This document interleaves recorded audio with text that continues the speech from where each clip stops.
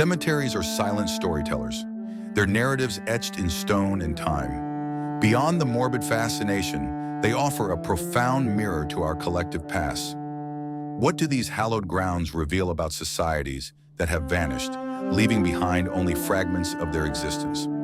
Abandoned cemeteries are time capsules, their secrets locked within weathered tombstones and overgrown landscapes. Can these forgotten epitaphs challenge the polished narratives of history books? Uncovering the hidden chapters of the past, we delve into the Bethel Civil War Cemetery in Lower Township, New Jersey.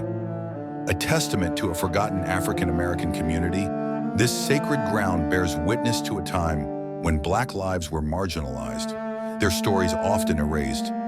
As we peel back the layers of neglect and time, we embark on a journey to honor those silenced by history, their spirits yearning for recognition.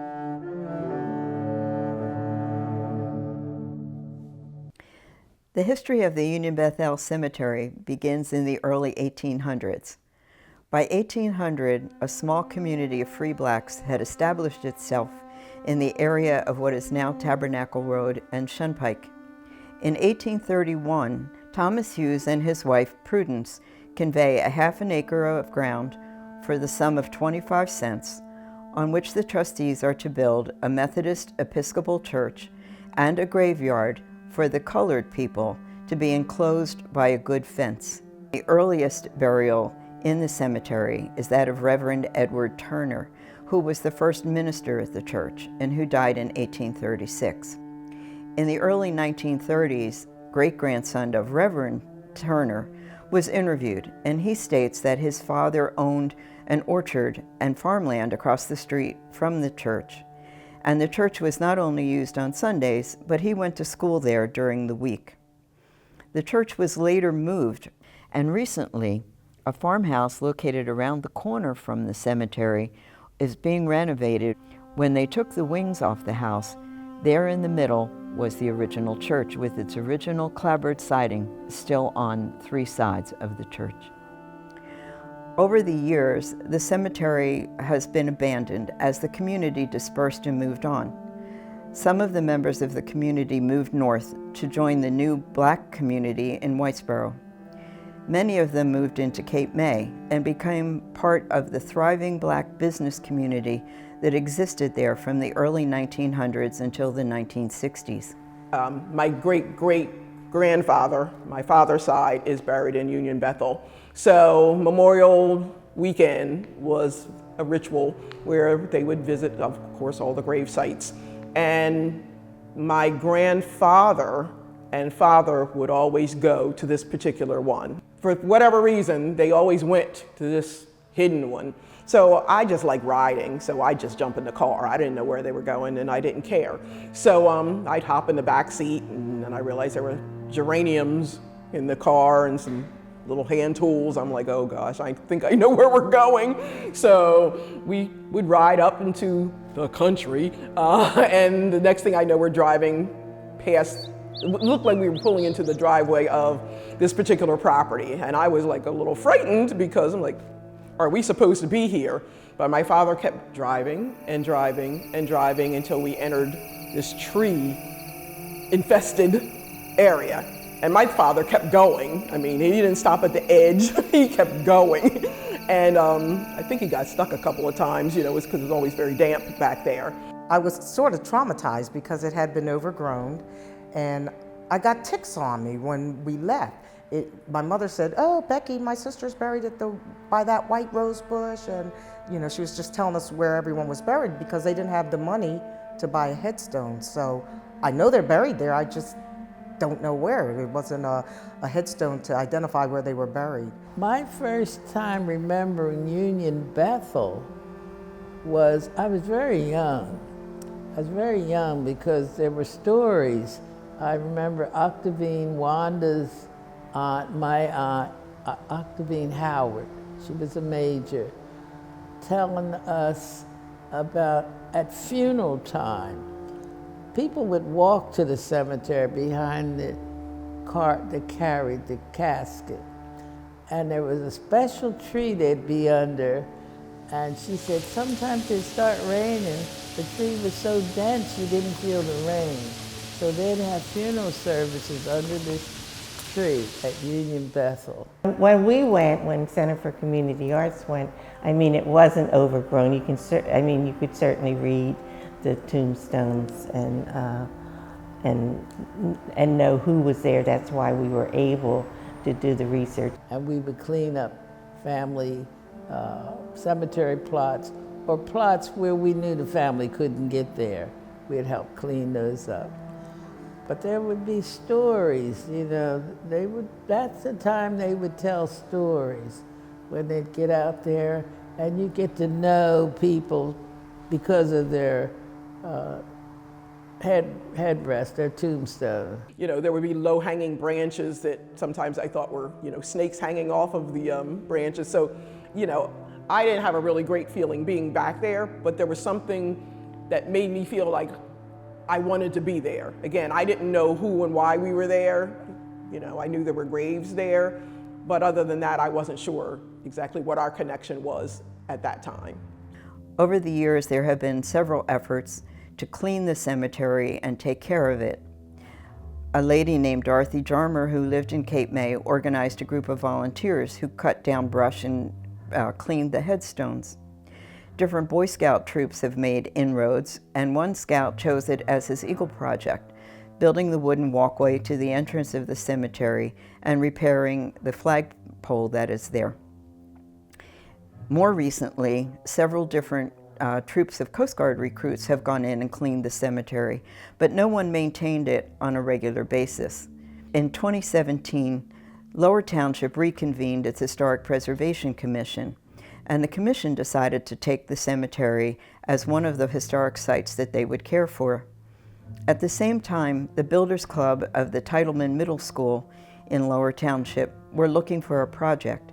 I sat down and I'm reading the paper and I opened to the local section and there's an article on the Union Bethel Civil War Cemetery and how it had fallen into a state of disrepair and nobody had touched it for about 7 years at that point. So I had a Builders Club meeting that afternoon and said to the kids, listen, this is a great opportunity to give back. I explained to them my respect for the military and all that they've done to protect us and to protect our freedoms and allow us to live the life we live. And this is a great way to give back to them.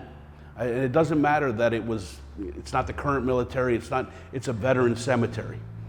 The cemetery has the graves of 17 veterans. 16 of them are veterans of the Civil War. 15 of them served in regiments in the U.S. Colored Troops. The 16th served in the U.S. Navy aboard the gunship Seneca. I have a picture of that boat, U.S. gunboat Seneca. During the Civil War, they would man ships with African Americans and blockade the ports down south. Most of the ships, I should say, that blockaded harbors were African American crews. And he's the only Civil War sailor I've got. The last veteran buried there was also in the Navy and served in both World Wars I and II. This is Noble Saunders. This grave needs to be worked on, hopefully this summer. I want to take the coping out and bury it on top of the grave and just cover it all up, straighten the stone. Noble served in World War I and II. There's still Saunders around here now. One of them I know is a sheriff's officer in Cape May County. So they're ingrained here. The cemetery is now called the Union Bethel Civil War Veterans Cemetery, and the Historic Preservation Commission continues to care for it and to care for those veterans' graves that are located in the cemetery. One of the members of the commission, Rudy Von Kalm, is a veteran himself, and he does the day-to-day maintenance. I hadn't been back here in 50 years. When I came back here, it looked bad, but didn't look any different than when I was in high school. This was a good place to play hooky in high school. Who would ever think of looking for you in a graveyard? The feet go to the east, like here, head, foot. It was like a metaphor, a visual metaphor, so the sun never sets on your soul, or you'll live forever in our minds. That's what that's about. Never, I don't have a single grave in here where the feet face the west. On top of his stone is a Southern Cross of Honor. So somewhere at the beginning of the war, his owner, he was a slave, his owner took him with him to serve the Confederacy. They never gave him a gun, but they did the laundry, the cooking, and things like that. And he was either rescued or he escaped. And he joined the Union service. And the difference is anybody that ever served the Confederacy had to have that on their stone. But if he was a Confederate when he died, the stone would be pointed. And the saying was so that the damn Yankees couldn't sit on their stones. But this stone over here isn't stone. Shows how poor they were. Poured the concrete in and they took a screwdriver or something and etched the information in it. This man here, this man and his wife, they used to do a lot of plowing and stuff for other farms. A friend of mine told me recently that you could hear him coming. He'd be riding in the wagon and he'd be going, plowing here, hollering as he's going. People would stop him, he'd plow their gardens. Jacob, Trusty. Trusty was a big name in this area at one time. There's still a couple around, I think. A woman came down here, that was her great-grandfather. And she was looking for her ancestor, whose last name was Batiste. Laurie, who worked on the commission at the time, worked in the county clerk's office, knew that there were Batistes buried in that cemetery. And she was able to go back and find out that the people buried in that cemetery were this person's ancestors. And she took the couple down there, and the woman knelt down in front of that headstone and said, "Great-grandfather, I've been looking for you my whole life." So that was very touching. And the Batiste family is very interesting. John Batiste was arrested for being a pirate. And he was taken to court in New York.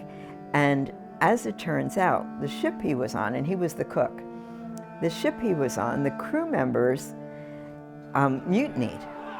And they beat up the captain and threw him overboard, and then and killed him and threw his body overboard, and then beat up the first mate and threw him overboard and took over the ship.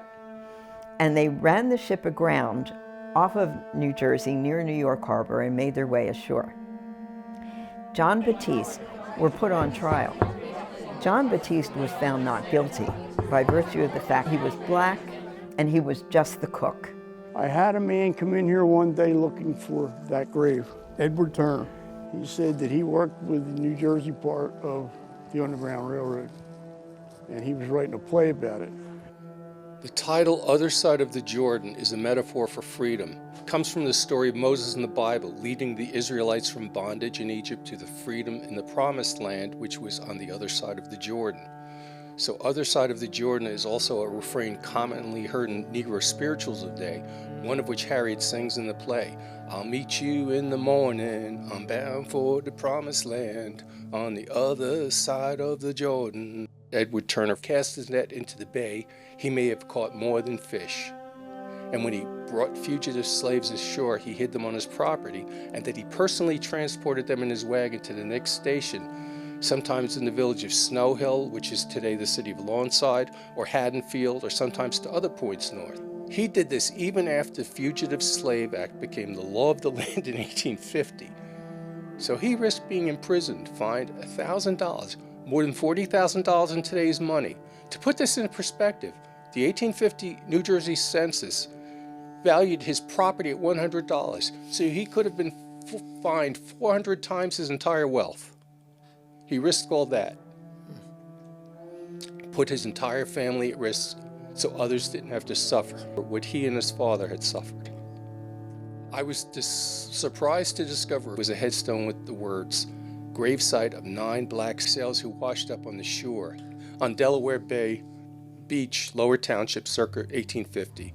In the later 1800s, the bodies of 9 sailors washed ashore on the bayside in Lower Township. Nobody knew where they came from. They knew they were sailors by their clothing.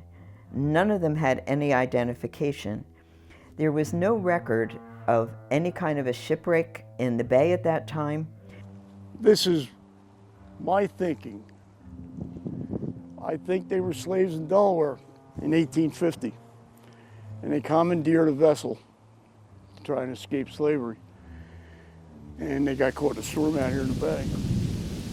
And the boat was destroyed. 9 of them were found on the beach dead.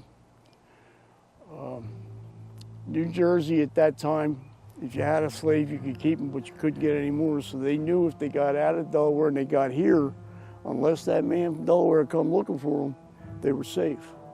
It has supported the idea that Edward Turner was involved in the Underground Railroad.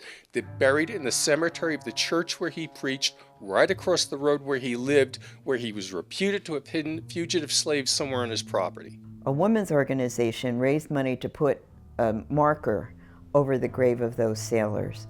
And then as part of the Boy Scouts Eagle Scout project, he built a little garden and seating area around that grave. And it's the first grave that you come to as you enter the cemetery. What I often stop and think while I sit here and eat lunch or something, wonder how many made it?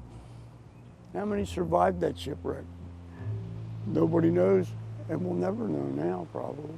Another really interesting discovery, a few headstones with Confederate markings. Could it be that he had been a slave, had served as a teamster or servant of Confederate troops, but then maybe escapes, perhaps during a battle, joins the Union side? There's an untold story there. My great-great-grandfather is at Union Bethel. His name is James Stansbury Washington. When he volunteered to join the Union, the 21st Colored Infantry, he was mislabeled as James Stansbury. And I don't know what his literacy ability was, so I don't know whether or not he realized the error.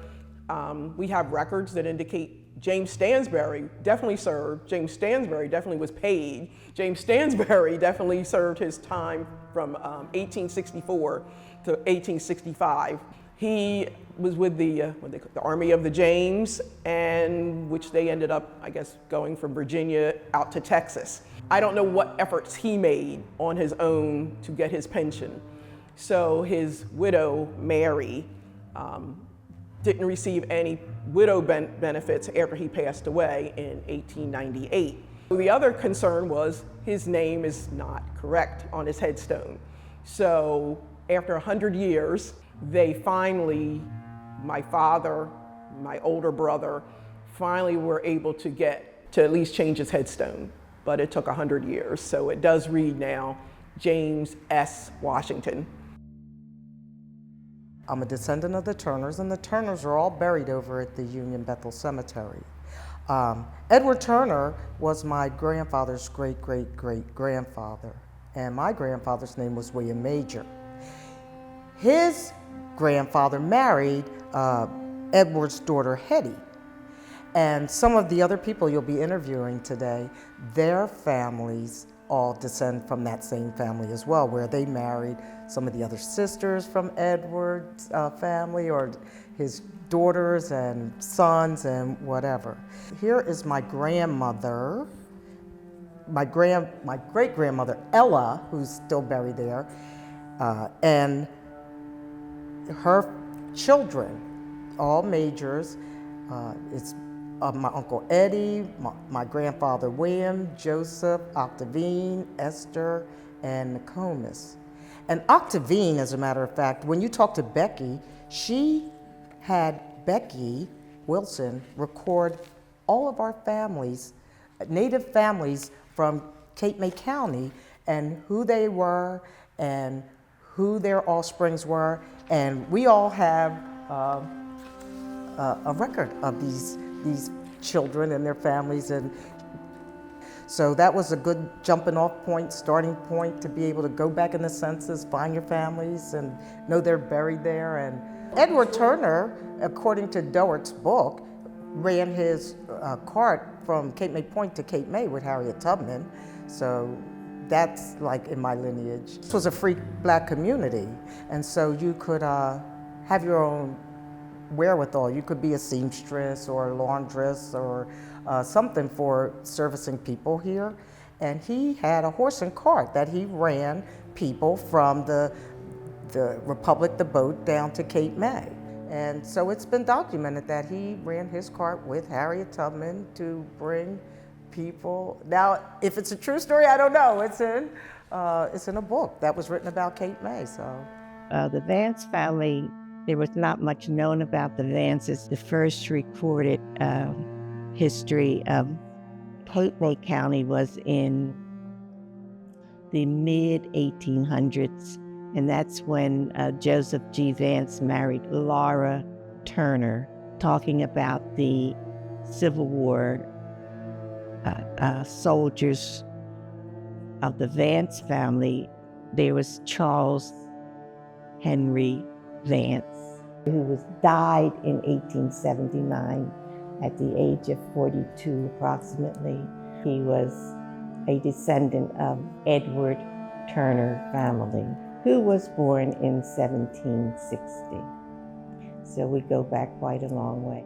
There were two other men in the Turner family, Isaac and Henry, who served colored Union soldiers, and they were volunteers.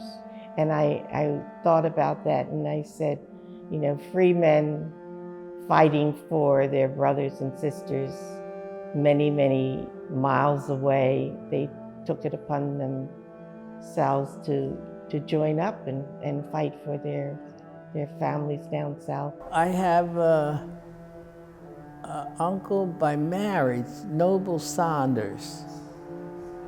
He was a merchant seaman. He married Hattie Major. Hattie was a laundress for the Physick family that had the Physick estate.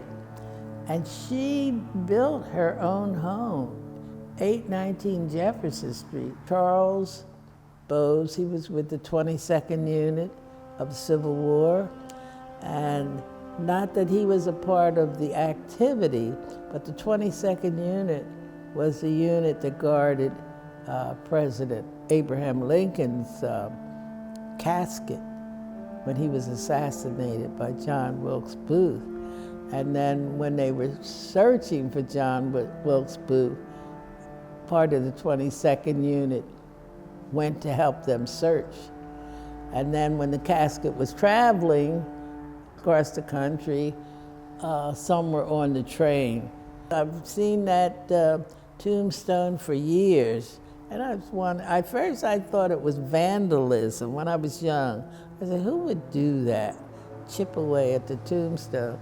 They had misspelled on the tombstone, maybe didn't make a fuss about it, just tried to alter it themselves.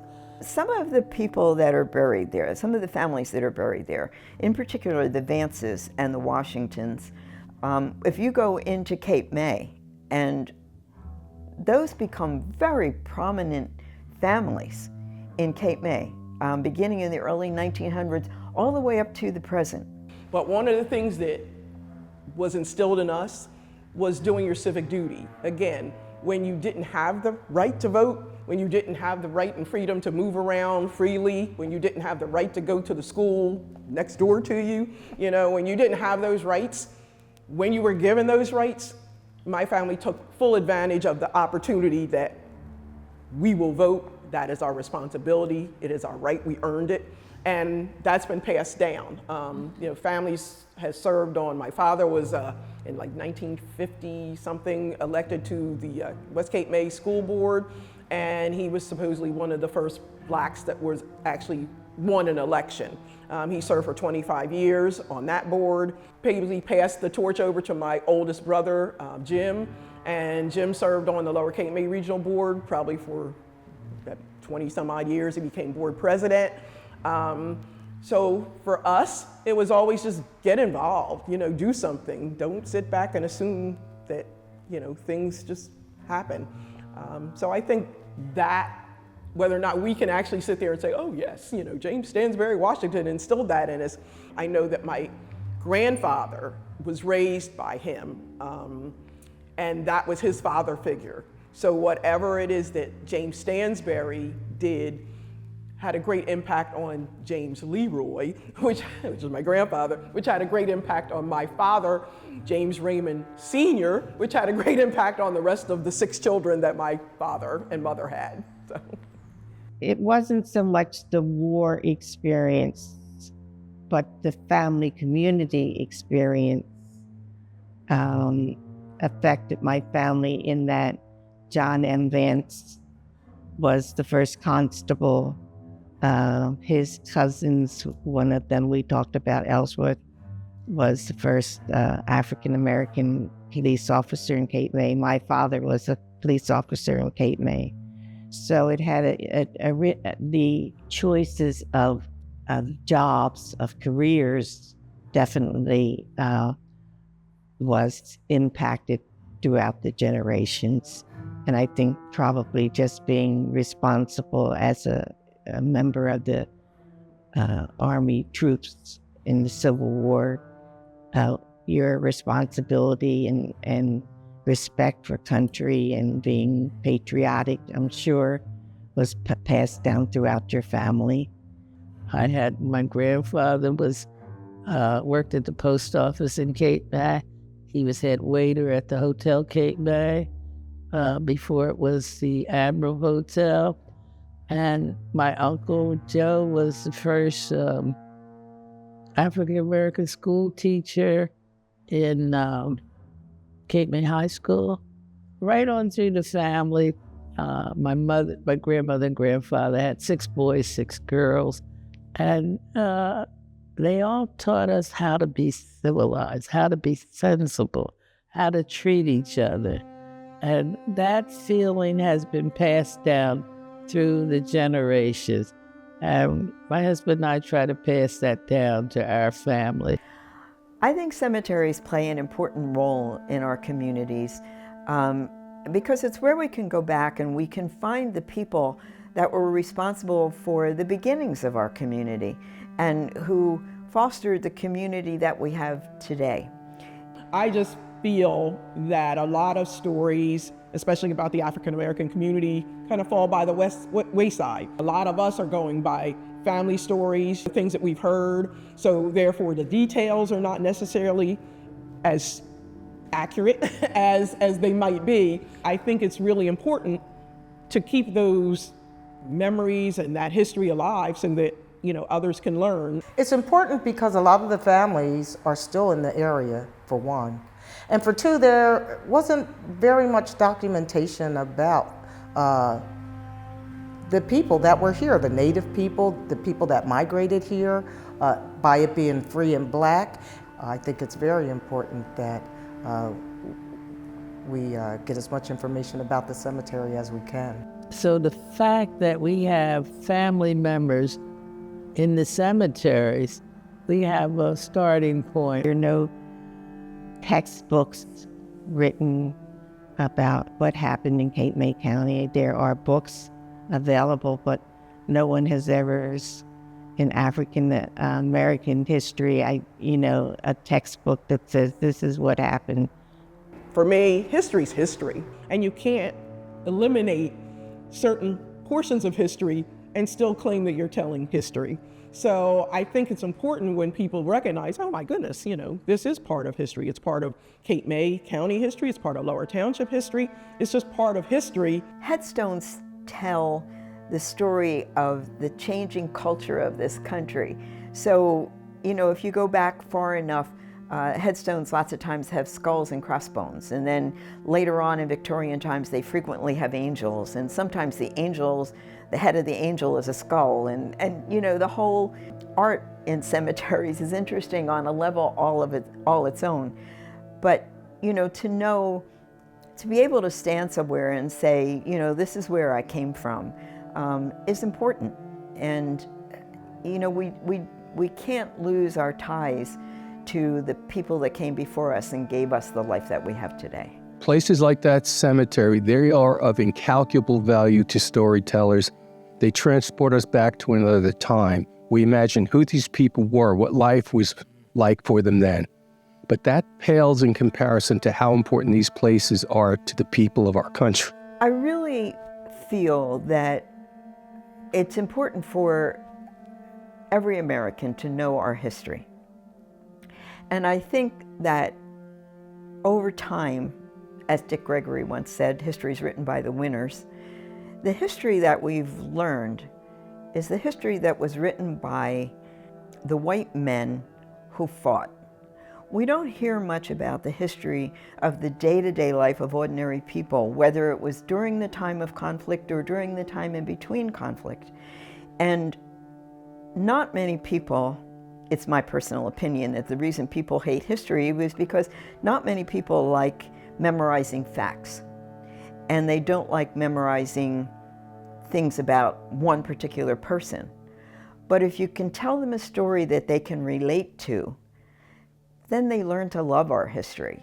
And these stories of this small Black community, and maybe it wasn't a small Black community. Maybe where you lived it was a small Italian community or a small Irish community. But we have that same kind of heritage where we have a community and we nourish that community and we build a church or some sort of place where the community comes together and where we can go back and we can say our ancestors are here in American soil. That is the way to make us all realize that we're all Americans and we're all the same. We all have the same background in some way. We all share the same history. And we're not going to learn that from textbooks in school. We're going to learn that from the stories that we learn.